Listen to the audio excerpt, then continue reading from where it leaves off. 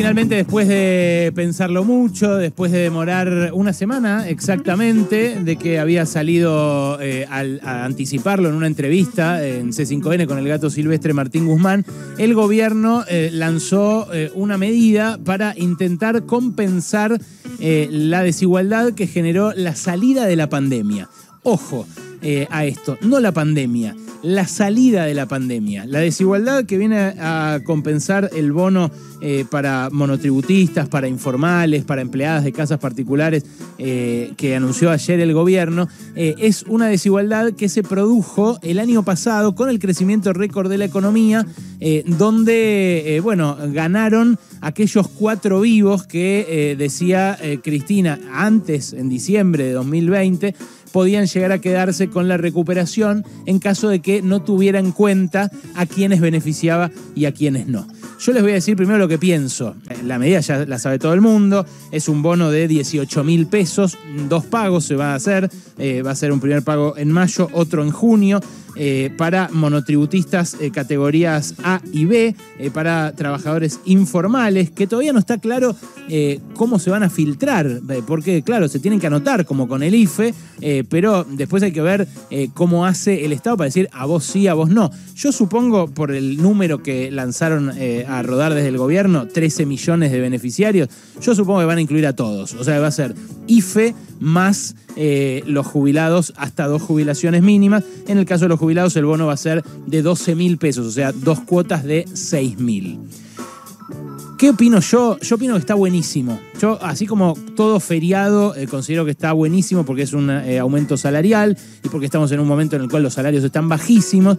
Pienso que todo refuerzo de ingresos para los sectores informales, para los sectores sumergidos, para los que perdieron capacidad adquisitiva en este último tiempo, está bárbaro. Y hay que hacerlo y hay que repetirlo y hay que hacerlo todas las veces que haga falta para compensar el impacto de la inflación. Que es cierto, en caso de que se redujera, los beneficiaría más todavía a los que van a ser destinatarios de esta ayuda. ¿Por qué? Y bueno, porque fíjate, el IFE en su momento fue de 10 lucas y ahora estas 18 lucas van a comprar lo mismo o incluso un poquitito menos en alimentos que aquellas 10 lucas. Y pasaron 2 años nada más, ¿no? Entre el IFE, el pago del IFE en 2020 y este pago que va a haber ahora en 2022. Ahora, yo no quiero criticar el monto. El monto es algo que, bueno, evidentemente el gobierno midió la relación de fuerzas con el Fondo Monetario y dijo, esto es lo que puedo gastar, porque si no, el Fondo Monetario viene en mayo y me baja la caña con que no cumplí las metas que había acordado con él. Ahora, el problema no es la cantidad de pesos. El problema es que sea una sola vez. El problema es que a los beneficiarios de esta ayuda lo que les hace falta es un sostén de ingresos permanente, porque estas 18 lucas se las van a gastar inmediatamente en alimentos, inmediatamente en garrafa, inmediatamente en remedios, que también subieron una barbaridad y que en el PAMI, en el caso del PAMI, los tienen gratis, pero en el caso de la gente de bajos recursos que no tiene obra social, que depende del hospital público de su zona, que en algunos casos le da muestra gratis y en otros no, se tiene que gastar parte de la plata en remedios. La gente se lo va a gastar al toque. Son entre 150.000 y 200.000 millones de pesos que se van a volcar al consumo y que se van a volcar al consumo inmediatamente, lo cual a su vez va a generar demanda y a su vez va a generar que haya más movimiento en empresas que por ahí emplean más gente. En fin, una típica redistribución pro mercado, pro consumo que puede llegar a fomentar, digamos, un rebote mayor este año en caso de que no se vaya todo a precios. Pero claro, ahí es donde aparece la cuestión del financiamiento. Si uno quisiera que esto se mantenga en el tiempo, que esto no sea como el IFE justamente, que se interrumpió, que se dio un segundo pago y que después se dio un tercer pago y que después se discontinuó en el tiempo y no se terminó de convertir en un sostén durante toda la pandemia, porque la verdad que mucha gente en la segunda ola también se cagó de hambre y no tuvo la asistencia del IFE que había tenido en 2020. Pero para pensar en algo así hay que pensar en un financiamiento, porque si no, sí sería pensamiento mágico de que se pueden imprimir pesos infinitamente y darle 18 lucas o 20 lucas por mes a 13 millones de personas. No es así. Lo que habría que hacer para reducir la desigualdad que generó la pandemia y que antes generó Macri, porque se están haciendo los distraídos desde la oposición, pero buena parte de esta desigualdad también la generó el desbarranque del modelo de Macri en 2018 y 2019, lo que tendría que haber es una forma de financiarlo. Esa forma de financiarlo genuinamente, o sea, sin deuda, tendría que tener que ver con un impuesto a los que se beneficiaron tanto durante la pandemia como durante el desbarranque del modelo de Macri. Y eso es lo que el gobierno ayer presentó de manera realmente dubitativa, por decir algo generoso, ¿no? Un impuesto, dijeron, para empresas que hayan ganado más de 1.000 millones de pesos, un impuesto que tenga que ver con esas ganancias, pero solamente las afecte en el caso de que hayan sido extraordinarias por efecto de la guerra o de la pandemia. Y la verdad, un impuesto que ni siquiera sabemos, ni siquiera hay 2 paginitas que digan cómo puede llegar a ser.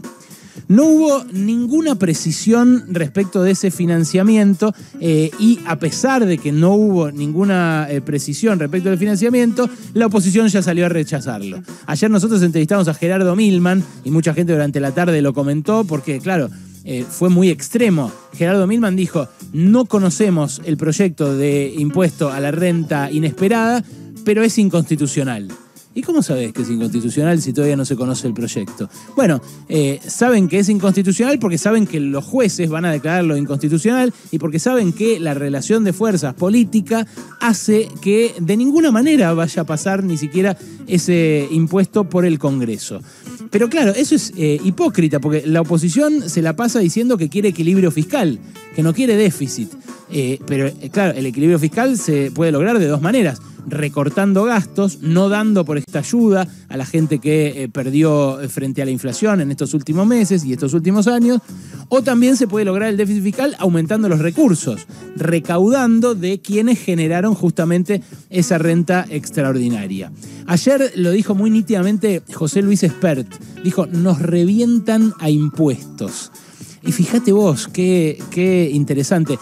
Él dice nos revientan a impuestos cuando los alcanzados por este eventual impuesto sería una mínima fracción, menos del 1% de la población que es beneficiaria final de estas empresas, como accionista, como gerente o como lo que sea que sean. Y claro, esa gente, paradójicamente, paga poco impuesto en la Argentina. O sea, es mentira flagrante lo que dice Espert.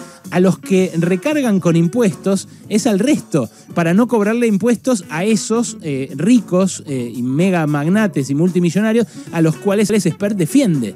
Claro, esta nueva derecha, la que asoma, la nueva ultraderecha, la que asoma detrás de Milei y de Espert, es la que en todo el mundo está trabajando para estos magnates. Es la que en todo el mundo está empujando que los estados sean cada vez más chicos, que se pueda evadir en las guaridas fiscales, en las empresas offshore. ¿Por qué? Y bueno, porque pueden, porque son la reacción defensiva de esa élite de un botín, una masa de capital, una masa de dinero que nunca antes la élite económica había amasado en la historia del capitalismo.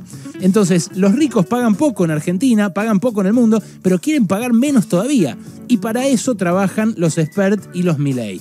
Lo raro fue ayer haber visto a Horacio Rodríguez Larreta también decir la Argentina no aguanta un solo impuesto más. Porque ¿qué va a hacer él cuando sea, en caso de que sea presidente, para lograr el déficit fiscal? ¿Va a dejar sin laburo a millones de empleados públicos como quiere hacer Milei? Como siempre dijo que haría Espert desde hace 30 años, que ahora es un personaje más relevante, pero que hace 30 años que lo viene diciendo. Cuando era un economista de la City, hace 10, que yo ya me peleaba con él, decía exactamente lo mismo, hay que echar millones de empleados públicos. ¿Haría eso Horacio Rodríguez Larreta? Bueno, a mí me da la sensación de que no, me da la sensación de que simplemente se está subiendo a una ola, está bailando la música que le dictan desde la orquesta estos exponentes de la ultraderecha. Y eso lo hace, como dijo hoy Ernesto Tenenbaum esta mañana, lo hace menos serio a Larreta. Reaccionar de esa manera lo hace menos serio como posible alternativa de poder a nivel nacional acá en la Argentina. Pero no es solamente la oposición. Porque el gobierno de Alberto Fernández lo plantea, como les dije, de modo timorato, de modo dubitativo, y tranquilamente podría decirle a la sociedad: estamos todos atravesando un momento en el que estamos muy ajustados. Nos reíamos de lo trucho, pero hay un montón de gente comprando todo trucho, todo suelto, todo chiquito, todo poco, porque no alcanza la guita.